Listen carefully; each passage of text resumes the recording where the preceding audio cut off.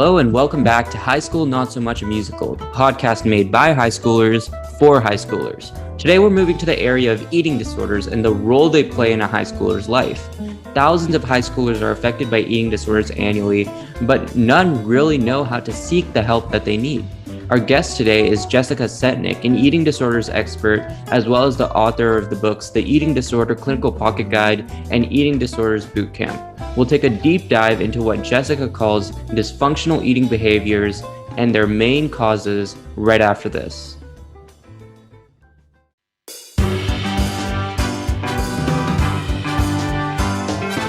This is High School Not So Much a Musical, a podcast that takes you on a ride through the peaks and valleys of a high school journey. Here are your presenters, Nitin Jaladanki and Ayush Agarwal. Ms. Setnick, why don't you tell us about your career, your company, Understanding Nutrition, and some of the talks you've done about eating disorders? So I started my career in 1998 when I became a registered dietitian. I had a bachelor's degree in anthropology, and then I got a master's degree in sports nutrition. And those two things made me uniquely positioned to think about eating disorders as something that is affected by both our individual biology, also by our society, and by our culture. So eating disorders always made sense to me, and I started by working at an eating disorder hospital. I then worked in private practice for a long time. Then I became a spokesperson for several eating disorder hospitals. And now I mostly consult with other eating disorder professionals by phone to help them with their challenging situation. Awesome. So before we get into the nitty gritties about what are some of the causes and solutions to eating disorders in high school students?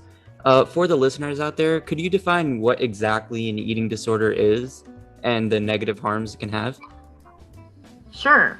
There's a common misconception that an eating disorder is something very specific and only affects a small number of people. But the truth is, anyone who eats can have eating issues. The most basic way of describing an eating disorder is when food and feelings get mixed up. So food becomes a solution to feelings, a way to avoid feelings, or the opposite. Not eating food becomes a solution to feelings or a way to avoid feelings. And so to me, I prefer to call eating disorders dysfunctional eating behaviors because I think that takes the words eating disorders and sort of that definition that we might have in our mind of a certain specific look of someone who has an eating disorder or what specific eating disorders are. It sort of takes us out of that mindset and takes us into the idea that any eater could be a dysfunctional eater. And it doesn't mean we're dysfunctionally eating all the time, because someone can be a healthy, appropriate eater a lot of the time, and yet under certain circumstances or certain situations, their eating and their feelings get mixed up. And so it's a lot easier to me to talk about what I think you're calling eating disorders as eating issues or dysfunctional eating behaviors, because it takes away that feeling that, for example, you have to be doing X number of behaviors a day or certain types of behaviors to sort of qualify. And you can't see me, so you can't see that I'm using finger quotes to say qualify as having an eating disorder. Really, all of us have some times where we probably participate in dysfunctional eating behaviors. The only thing that makes an eating disorder different is perhaps that it becomes more severe, or even the genetic piece of it where someone isn't able to stop doing the behaviors. In other words, just to give you an example, there's probably a lot of people listening to this that have ever skipped a meal, right? It's not even that big of a deal if you just skip a meal one time, let's say in a 5-year period. Everyone can live through that. But someone with an eating disorder, it might become a pattern, it might become a habit, and even if they wanted to stop, they wouldn't be able to pull out of it. Not because they did anything differently, but because of the way their body responds when they do that same thing that everybody does once in a while. I have a really quick follow-up question to that. And being a high schooler, we hear a lot about eating disorders and people calling each other anorexic. So like somebody looks anorexic and stuff like that. So where do you think that this kind of naming came from? And how eating disorder became such like a commonly used term, and why more people don't know that it's called a dysfunctional eating behavior or an eating issue. So there's a couple of different pieces of your question, or a couple of different answers I have. One is, slang is slang, and who knows why things happen, and who knows why we say anything, why stan means something, or WTF means something, right? So there's a lot of times when we say things that don't really mean what they mean, but we use it in a different meaning. So someone might say, oh, I'm so ADD, or I'm so OCD, and they don't really mean they have a diagnosis of that illness or condition. They just mean something, sort of a slang term. And I think a lot of times that's what people are saying when they say someone looks anorexic, is they're basically saying that someone looks very thin or even underweight. They're not saying that that person necessarily has that condition or that disorder. But I also think there are times when people are using it as sort of a negative, in sort of almost a bullying way. And I think that the main thing I've learned about bullying as an adult that I wish someone had told me when I was younger is that anyone who bullies is not feeling good about themselves. It's sort of easy to imagine that someone who's a bully is overconfident, and that's why they are sort of condescending or demeaning to others. But the truth is, people who are confident and feel good about themselves and good about what's going on in their lives don't need to be demeaning and condescending to others. So sometimes calling someone anorexic might be a way of sort of putting them down, even if you don't say it to their face, but sort of, instead of saying, I admire that person because they seem, I don't know, attractively thin, or whatever it is that, they're trying to say, they sort of put that down. Or I'm jealous of that person. They seem like they have things, going on well in their life. It's easier to use it as sort of an insult. Oh, they're so anorexic, or, oh, they just never eat, and it's really inappropriate to use that as besides that it's inappropriate to bully anyone or talk that way about people in general, it's really inappropriate to use a mental illness as slang for something negative. And I think we are hopefully learning more about how hurtful bullying and labeling and those kind of things are, but people still do it. So I don't know if those answer your questions, but I think those are part of it. The other piece of the puzzle, as far as why people aren't, familiar with the terms dysfunctional eating behavior, is because that's really a term that I started using when I started teaching about eating disorders, probably about 10 years ago, because I felt like exactly what I just said to you, that when you use the terms eating disorders, you have to realize that the people in your audience are thinking of a very specific group of people. And so I do a lot of talks at, for example, an addiction hospital or addiction treatment facility or something like that. And when I would go in and say, there's a lot of overlap between addictions and eating issues, how many people in your facility do you think have eating disorders? They would have a very specific idea of like, well, we have this one person or this other person, and they meet these certain physical characteristics or these behaviors that they do. And if I said, on the other hand, how many people here in your facility have really healthy, appropriate eating habits and really healthy, appropriate emotional coping skills, they would basically say no one, not even the staff. And so that's when I realized that these words eating disorders is really putting people in boxes in a way that is not helpful. And that's when I came up with the terminology dysfunctional eating behaviors, to sort of explain that it's not the small minority of people that have eating disorders. It's a potential that any of us could fall into. And part of my anthropology background is linguistics, which is how we use the words that we use and why we say what we say and why we mean what we mean. And so it's really interesting to me that you asked this question without really knowing that. But that's when I decided to be more specific about the words I use, because I want to convey something different than the idea that people already have in their mind. Yeah, and I completely agree. Specifically on your second point there, right? You were talking about how people can be jealous of others, and then they use the term eating disorder as kind of an insult. So there's actually a TV show that came out that's pretty popular among teenagers. It's called Never Have I Ever. And season 2 recently came out, where there is this girl named Davy. She's a sophomore or junior in high school. I can't exactly remember. But she actually spreads a rumor about her own friend having an eating disorder because she's jealous of her friend. And that friend had actually just transferred from another high school. The reason she had to transfer is because at her old high school, she was bugged and terrorized so much about her eating disorder.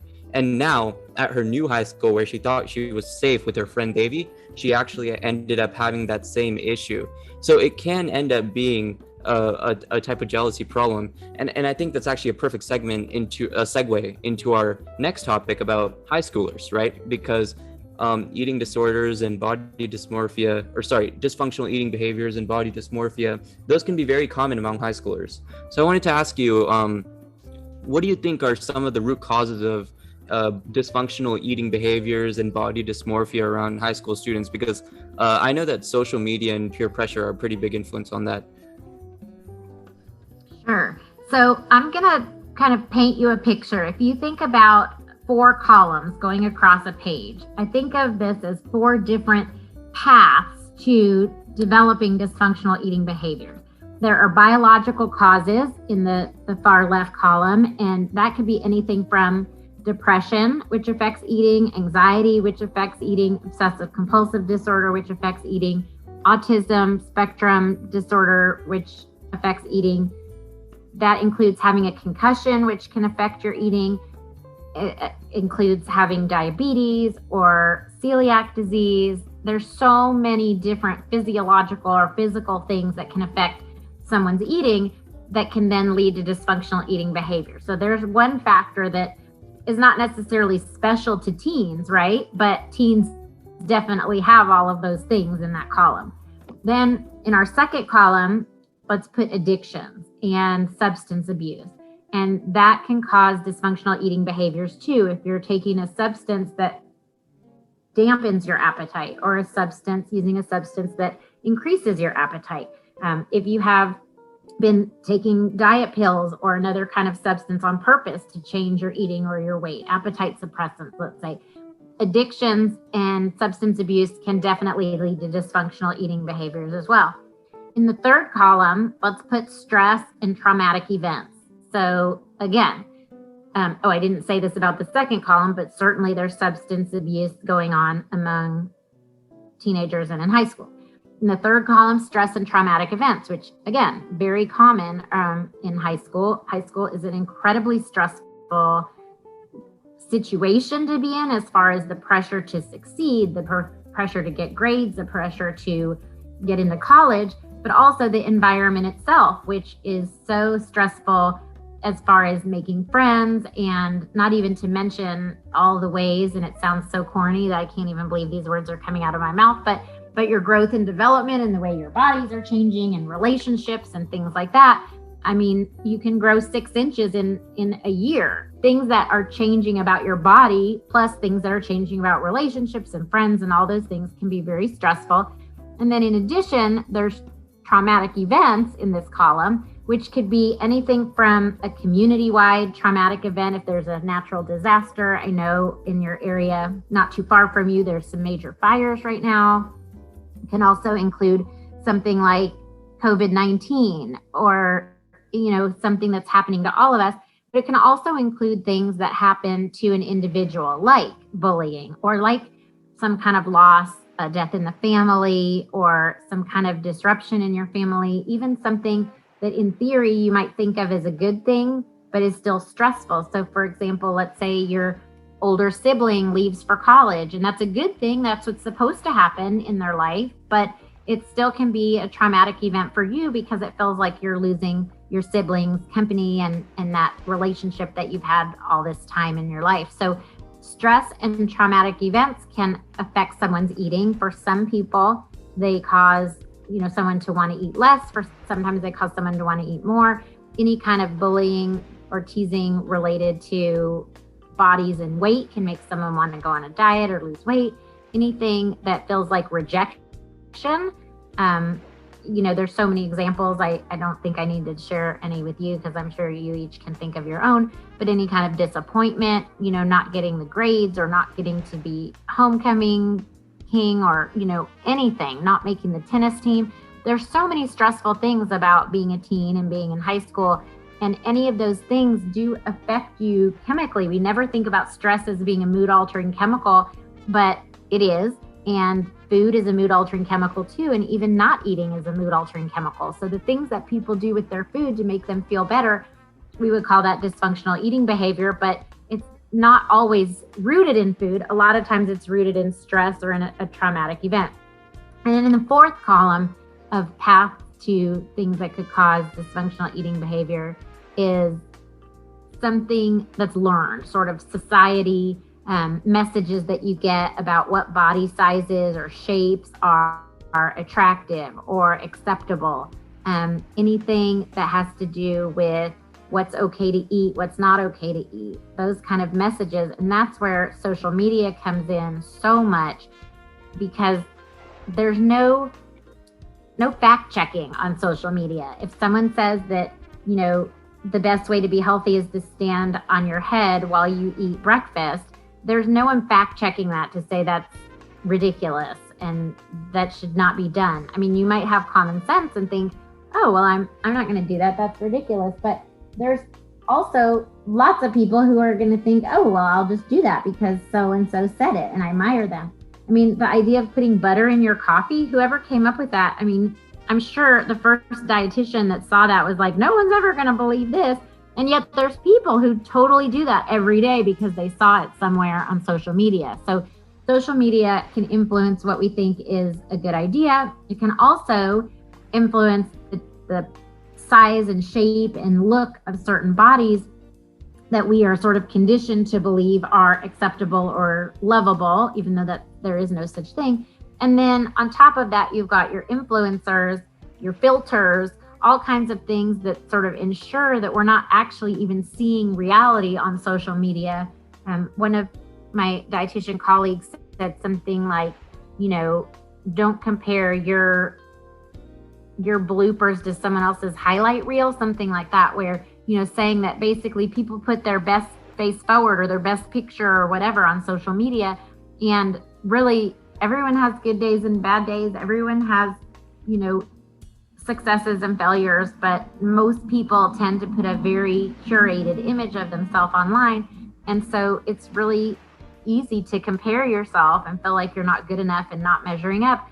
And in our society, one of those learned behaviors that we have is that when you're not feeling good about yourself, change the way you eat or the way you look in order to feel better. And it doesn't actually work, but it's so pervasive and that message is so out there that social media can have that indirect effect. So the direct effect of actually giving out bad information, and then the indirect effect of making people not feel good about themselves, which makes them want to change their eating or their body. So that was a long answer to your question, but I think there are a lot of different things that put high school students at risk of developing dysfunctional eating behaviors, because again, you might try something thinking it's no big deal, but depending on what your specific situation is, it could become a pattern that you find very hard to stop.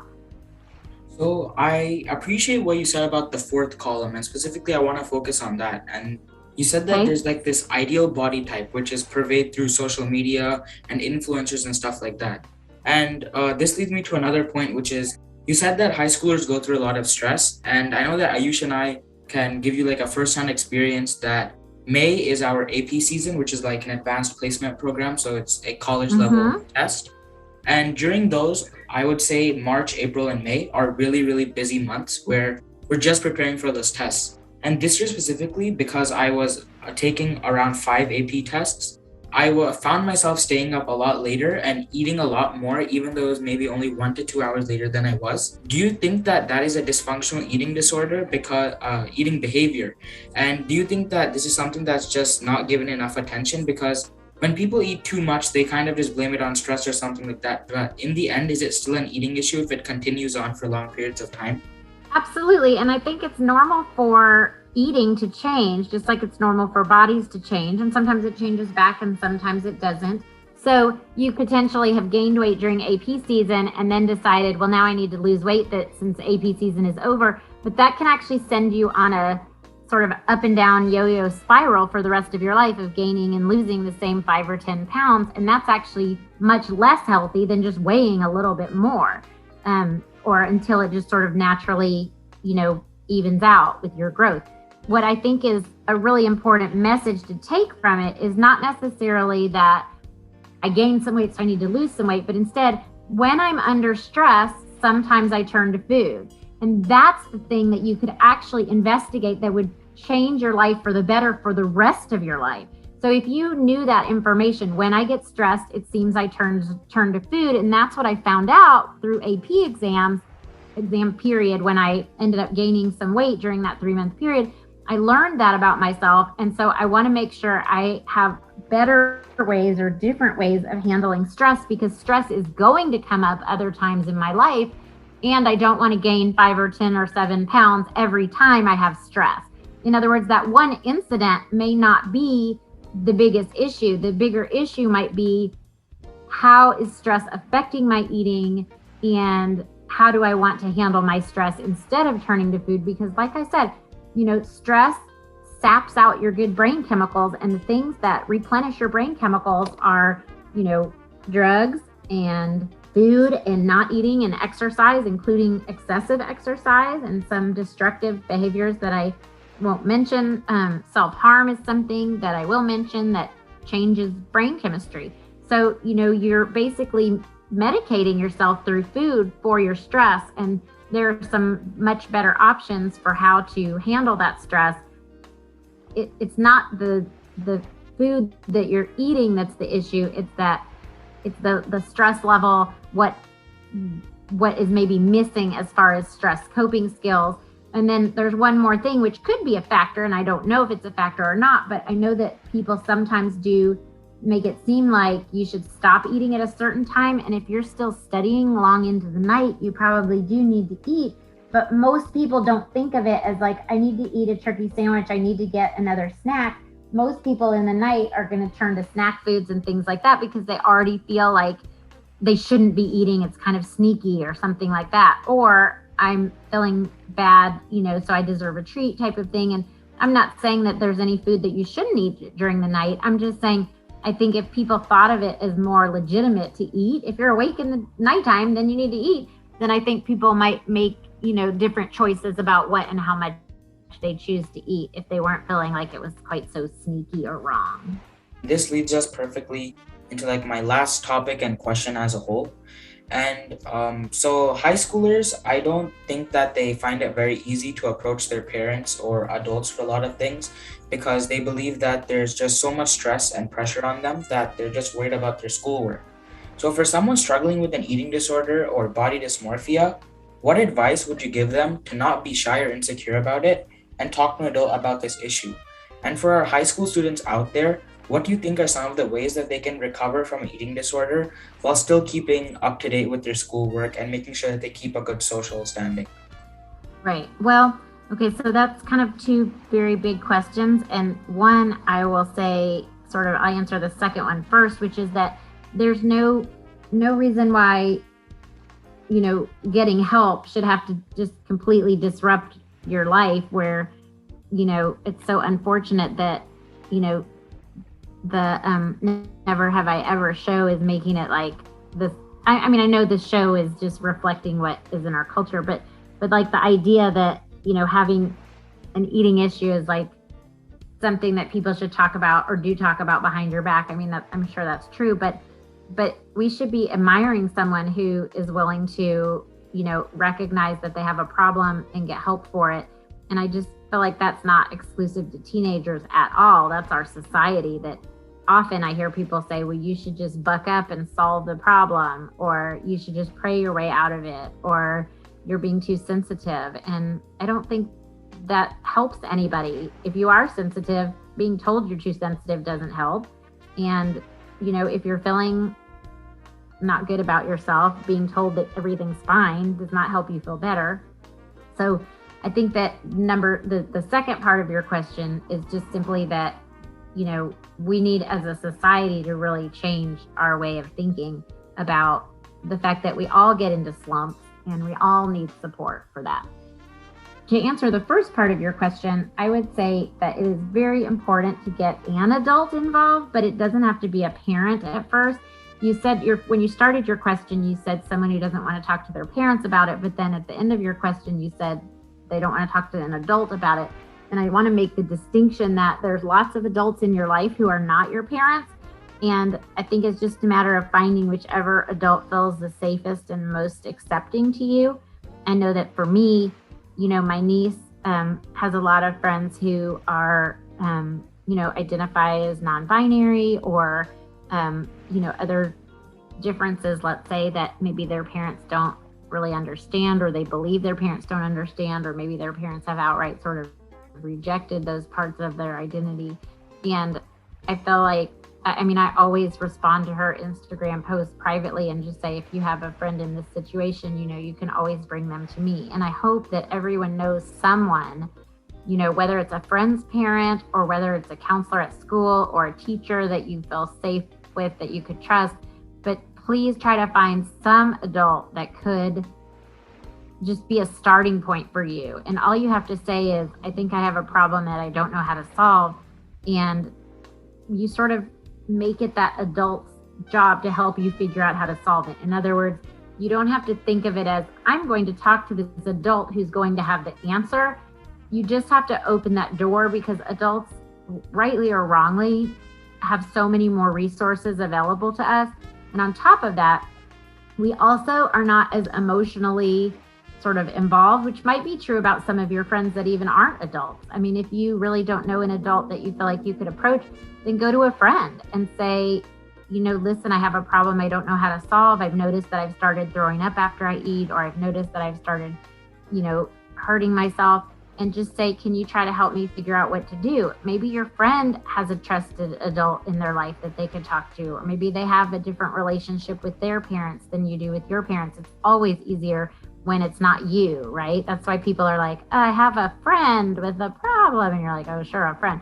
But sometimes people really do have a friend with a problem. And so I guess the very most important thing is to not keep it inside. And that might even mean finding a support group online, where, if you really, I'm not a fan of secrets. I don't think that keeping secrets is usually the best way to approach things, but I also want to respect that some people do not live in a loving family. And that's just a fact. And I hate that fact. But if you really feel like you've tried to get help for an issue with the adults that you have available to you, try an online support group. Try looking for articles online, not influencers, but actual reputable websites that have information that you could potentially learn from. Not like a Reddit group where people are, encouraging you to do unhealthy behaviors, but actual support groups, actual educational sites where you can get information.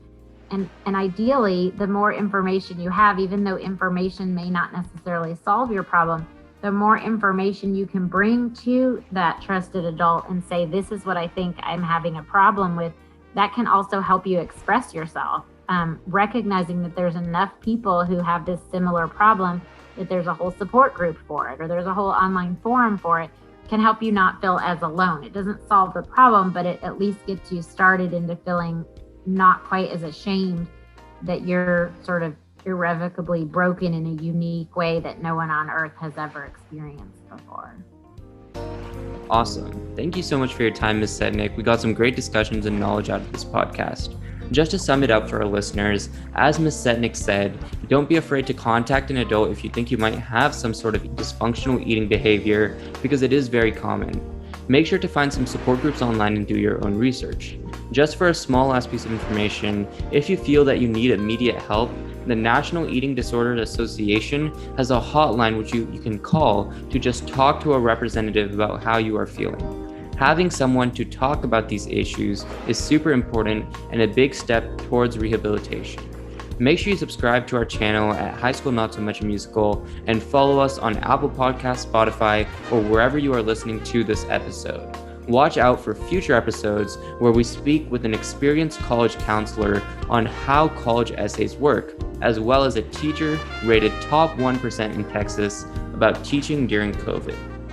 Thank you so much for joining us on this episode of High School Not So Much a Musical, and a big thank you to Jessica Setnick once again.